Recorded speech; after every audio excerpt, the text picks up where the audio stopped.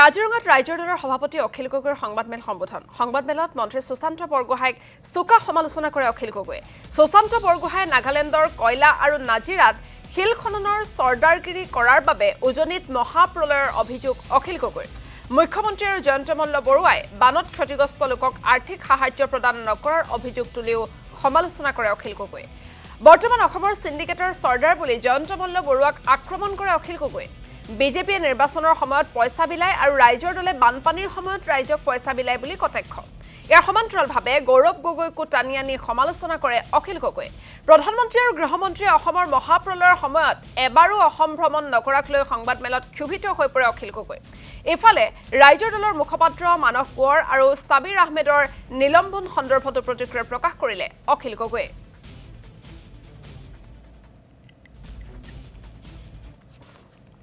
जितु मानुहर कारणे बानपानीर सृष्टि हल अসমত सुशाন্ত बरगोहाঁই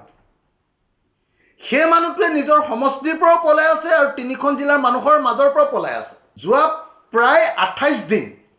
সুশান্ত বৰগোহাঁইক আপোনালোকে কৰবাত দেখিছিলে নে প্ৰথমত কলে হাতখনত দুখ পালো তাৰ পিছতটো মালটো নাই মানটোৱে নাইকিয়া হৈ গ'ল কেলে নাইকিয়া হৈ গ'ল কাৰণ তেতিয়ালে অসমৰ মানুহে সকলোৱে গম পালে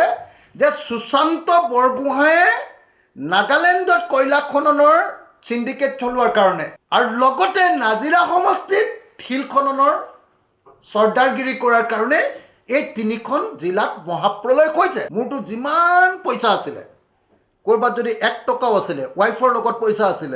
অন্য য'ত যেনেকে মোৰ 1 টকা 2 টকা 5 টকা 10 টকা 1 কোটি আছিল সমস্ত পইচা নি মই মোৰ সমষ্টি আৰু এই তিনিখন জিলাৰ মানুহৰ মাজত মই বিতৰণ কৰি দিছো কিন্তু যাৰ টকা আছে হিমন্ত বিশ্ব শৰ্মাক আপুনি 1 টকা দিয়া দেখিছে নেকি ব্যক্তিগতভাৱে এতিয়া যি সিন্ডিকেটৰ চৰ্দাৰ জয়ন্ত মল্ল বৰুৱা অসমৰ বৰ্তমানৰ সিন্ডিকেটৰ চৰ্দাৰজনৰ নাম জয়ন্ত মল্ল বৰুৱাক 1 টকা আপুনি বানপীড়িত মানুহক দিয়া দেখিছে নেকি বিজেপিয়ে ইলেকশ্যনত পইচা বিলাই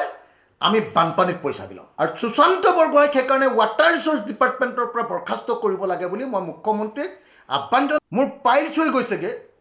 কিন্তু গৌৰৱ গগৈৰ চেহেৰাটো আপোনালোকে এবাৰ চাওকচোন মই ভাবো যে এই সময়ত গৌৰৱ গগৈয়ে দুটা কাম কৰিব লাগিছে 1 নম্বৰ কামটো হ'ল তেওঁ অসমলৈ যদি নহাকৈও লোকসভাত যদি তেওঁ বিৰোধী দলৰ উপদলপতি হিচাপে কংগ্ৰেছ তেওঁ যদি এই বিষয়টো এবাৰৰ কাৰণে উত্থাপন কৰিলেহেঁতেন দ্বিতীয়তে আপুনি আজিলৈকে 1টা টকা গৌৰৱ গগৈ কাবাক দিয়া আপুনি দেখিছেনে তাৰ বডি লেংগুৱেজ আপোনালোকে চাওক নিজে চাওক যেতিয়া তেওঁ এই বানপানীত পৰা মানুহৰ ওচৰলৈ গৈছে তেওঁ তেতিয়া অখিল গগৈ সমালোচনা কৰিবলৈ সময় মই যিমান দূৰ জানো অসমৰ মুখ্যমন্ত্ৰী দিল্লীলৈ গৈছিলে প্ৰধানমন্ত্ৰীক সাক্ষাৎ কৰিবলৈ গৃহমন্ত্ৰীয়ে সাক্ষাৎ দিলে কিন্তু প্ৰধানমন্ত্ৰীয়ে নিদিলে কিন্তু অসমত ইতিহাসৰ আটাইতকৈ ডাঙৰ মহাপ্ৰলয়টো হ'ল 1750 চনৰ পাছৰ আটাইতকৈ ডাঙৰ মহাপ্ৰলয়টো হ'ল আমাৰ প্ৰধানমন্ত্ৰীয়ে একবাৰৰ কাৰণে অসমৰ মানুহৰ না খবৰ ল'বলৈ আহিলে না বা এটা প্ৰেছ মিট দিলে না এটা প্ৰেছ ৰিলিজ দিলে না এটা টুইট কৰিলে না তেওঁ মন কি বাতত অসমৰ এই বিপদৰ কথা ক'লে কিন্তু দুৰ্ভাগ্যৰ কথা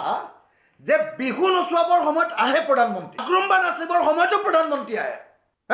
ইলেকশ্যনৰ সময়ত 10 দিন থাকিল হয় কিন্তু যেতিয়া অসমৰ ইতিহাসৰ আটাইতকৈ ডাঙৰ মহাপ্ৰলয় 1750 চনৰ পাছৰ আটাইতকৈ ডাঙৰ মহাপ্ৰলয়টো হৈছে